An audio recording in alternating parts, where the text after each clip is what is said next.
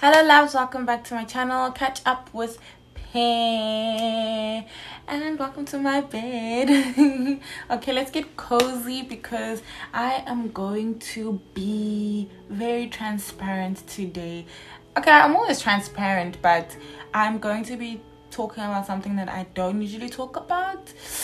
The not so bright side of South Korea, working abroad. Not just South Korea, but I feel like this is gonna generalize being in a homogeneous country. So I feel like a lot of people are going to relate to this video, especially if you have moved abroad recently and you're living in a homogeneous country. Yeah, things you could never prepare yourself for whilst living abroad. That's the title of this video.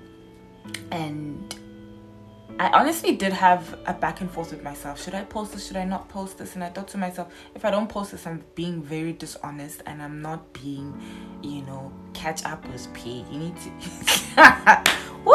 I'm not being catch up with pay. No, on a serious note, I'm not being catch up with pay, because if you catch up with me, you have to catch up with the positives and the bads.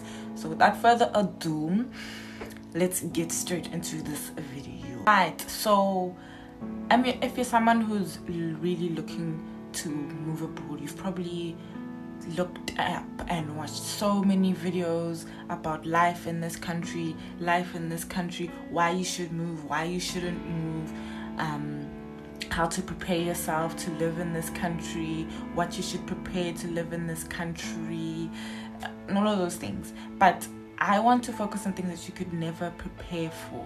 Things that no matter how hard you would try, but you would just never be able to prepare yourself for these type of things. And number one, a lot of content creators usually talk about this thing, especially if you're an ESL teacher in South Korea, not just South Korea, but in a homogeneous country as a whole. You could never prepare yourself for a rocky relationship. So rocky relationships, I mean relationships with everyone, people you interact with, people you even bump into in the street once in a lifetime. You could never prepare yourself for the type of reaction that people would have towards you. But one thing that people tend to lose focus on is one of the most important relationships, especially for ESL teachers, is your co-teacher relationship. Because that person, your co-teacher, you see that person almost 5 times in a week. 5 times in a week. You spend sometimes 3 to 4 hours with that person.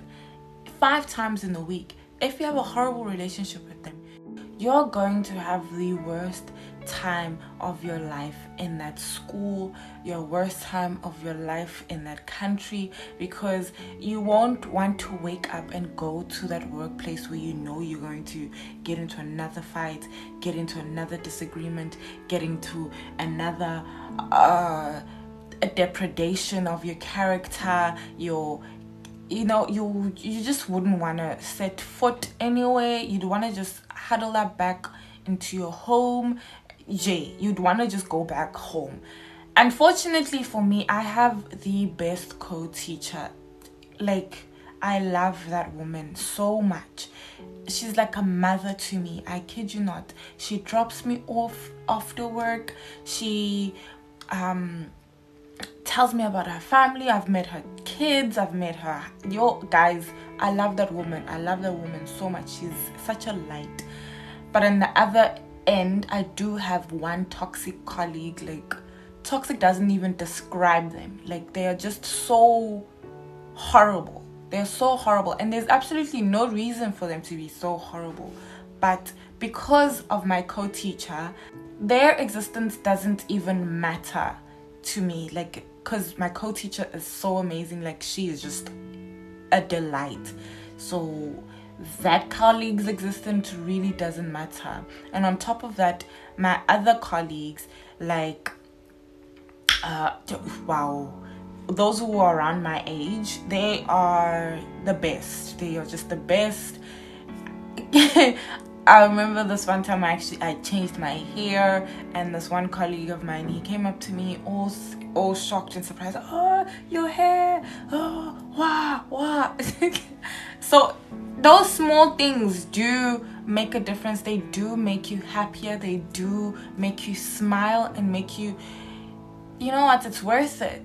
And I kid you not, the relationship that you build with your students is so important. It's so important because, hey, their smiles, their joy, their enthusiasm, their excitement to be learning something from you makes it all worthwhile at the end. Makes it so much worthwhile because you know that, you know what, at least I know that I got the students as my cheerleaders.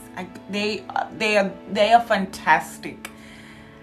Yeah, I even renewed my contract just for my 5th graders because I want to see them off and send them off when they're in 6th grade. But yeah, that's another story for. And a lot of people, number 2, something you could never prepare yourself for. A lot of people like to say, oh no, learning the language is not important, you know, they know English and whatever. But people don't realize that the little microaggressions do affect other people. Like, some of us, we know you can just shrug it off, but some people, it hits them. And I'm not gonna come and try to defend Koreans in particular, because that's where I am. Some of them, they do just like don't want to help you or assist you because you're not even trying to learn Korean, you're not even trying to communicate with them in Korean. Yes, that's very true, but majority of them, the reason behind them being hesitant to talk to you, even if you do know Korean, it's because they are so embarrassed, they are so scared to make a mistake speaking English. And for me, I feel like if you show them that you are also learning Korean and you're struggling with Korean and you're also trying to pick up and take that word there, it doesn't make sense, but you're putting it together to try and make a sentence, it will show them that, oh, you know what, making a mistake in a language that isn't my first, second, or native language is absolutely okay, as long as communication is made out, like it's an effort made out for. So people don't usually talk about this, but those microaggressions, whether they're purposeful or not, you could never prepare for them. Oh my goodness, one thing that you could never prepare for. A lot of people talk about this. Oh my goodness, they were rubbing my skin, they were touching my hair. Yes, sure, yes, you can prepare yourself for that, especially if you're South African, because I mean, white people do that too. So anyways, people will literally step away from you as if you're contagious or something. That hurts. That really does sting. It stings really bad. And one of the worst microaggressions that you can experience is when a bus driver looks you deadpan in the eye, I'm talking, and continues to drive off even though you're standing at the bus stop. Wow, it hurts. This one girl from TikTok, we were talking actually, and she had an experience where she was waiting at the bus stop with 2 other Korean girls, and the bus driver literally let the 2 Korean girls on, and he had enough cohesive English skills to tell her to get off. She's a foreigner. So sometimes it's not microaggressions, it's macroaggressions. Somebody will tell you straight in your face, I don't want to help you because you're a foreigner, or you're a foreigner, go back. Like, you'll get service will be refused to you. Let me tell you, when I first arrived here, a group of us colleagues, fellow intakees, and it was orientation, we went to go to a chicken place. I won't even mention it because people sue here like it's a hobby, sue each other like it's a hobby, honestly. We went to this restaurant, a chicken fried restaurant, and they refused service to us. They literally told us no foreigners. And we even tried to explain to them that we can speak Korean. So it wasn't a matter of language barrier, it was literally just because you're brown. And other restaurants, I get it. They said no foreigners because of COVID. I got it. So, and one restaurant that we actually saw, it wasn't just that they were refusing the brown girls, another Asian couple came and they asked them for their like IDs, and they took out their IDs, and unfortunately for them, they also had ARCs like us, alien registration cards, which meant they were not Korean, they were another Asian race, and they were told no foreigners. So those incidents, I mean, I get it, but also at the same time, I'm like, Koreans also get COVID, right? But you know what? To each their own. Those you never can really prepare yourself for that. You can never really prepare yourself for that. Another girl that I know, I don't know her personally, but she has shared her story very publicly, where she got into this vortex of a routine. Wake up at this time, do this at this time, eat at this time, plan at this time. She got into that routine that it got so stressful for her that if she missed out one thing from her routine, like forgetting to take out the trash on a Tuesday, it will mess up her whole day, and it drove her to anxiety. It drove her into depression. Like she literally spiraled into a pit of depression. But fortunately, she was able to get the help that she needed in order to recover from that, because I don't know what it is with this country, but mental health is literally, like, it's really just not looked at. They don't focus on mental health. They really just don't focus on mental health. That's just it. And so many people commit suicide. Can I say that word here? So many people unalive themselves. So many people unalive themselves in these apartments, and it will take months for people to even recognize that, hey, this person's missing. Where is this person? Because even this lifestyle of bali culture, they so focused on getting the bread, making the bread, get the bread, make the bread, go home, panda, push a hustle, that if you're missing in action, it's a win for them. Yay, no more competition. So people don't really take note. Oh, this person needs a mental health check. So it's actually very quite sad. I remember this one time, my sister and my friend and I were coming back from the mall, if I'm not mistaken, and we were just having a good old time. Now, something about us, we don't need any extra substances to make us elated. We don't need, like, crackhead energy. That's just us, crackhead energy. And we were laughing, we were having a joke, we were having a good time. This man in his 40s or something, fully suited up. No judgment from me, but sir, where is your car? Why are you not in a car? Okay, I don't know your situation, so I'm not going to judge. But he literally turned around and looked at us and says, shh. Mind you, if we were making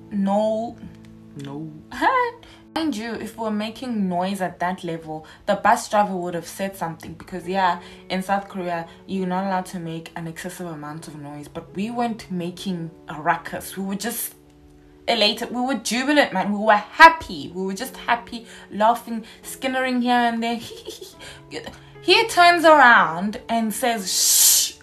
The other passengers couldn't have cared less. They were also having their conversations. He turns around and says, shh, at us. So we're just like, it was a Saturday, no less. It's a Saturday, sir. Lighten up. Be happy, please. Anyways, so a lot of people here are just really, really unhappy. I remember even not a co-teacher, a colleague. It's just a colleague. One of the homeroom teachers, so a colleague. he asked me, why are you always so happy? At first I was like, what is he trying to say? Smiling or laughing? And then I repeated the question back to him. I'm like, laughing? Why am I always laughing? Like, no, happy. Why are you always happy? And then I realized, no, this man really means happy. Why am I always happy? Why should I be sad? Like, I don't know. Something needs to happen. Like, a prayer needs to be sent out to this nation because, wow, they follow the law of Confucius so hard to the T that they forget that you don't have to just do things that make you unhappy to get to your goal. You can do things that make you happy and things that make you unhappy to get to your goal. You don't need to completely destroy yourself in order to do something and be of importance. You don't need to kill yourself to matter to a human being. Like, what is man? What is man? Wow.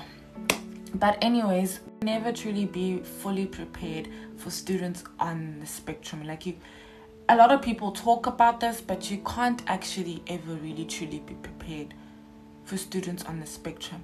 Not necessarily for them in particular, not necessarily the student, but how the other students treat that student. Like, the normal students treat that child who's on the spectrum. Yesterday, my co-teacher and I were faced with a very, would I say, rather difficult scenario.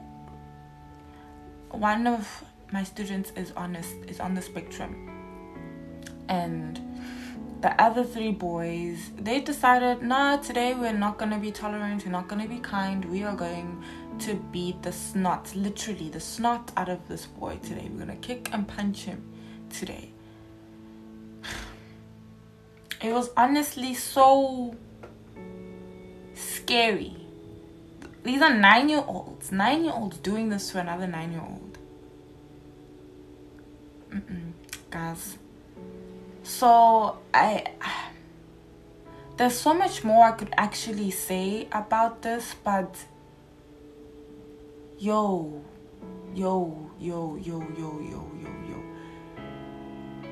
You need to be very, very mentally stable. And I know that sounds crazy to say you need to be mentally stable, but I mean that. You need to be mentally stable if you're going to live abroad. Not just speaking in regards to South Korea anymore. I mean abroad. If you're going to live abroad, whether they speak English or not, you need to be mentally prepared, because at the end of the day, you are going to be seen as a foreigner in that country, and obviously from your own country, how do foreigners get treated in your own country?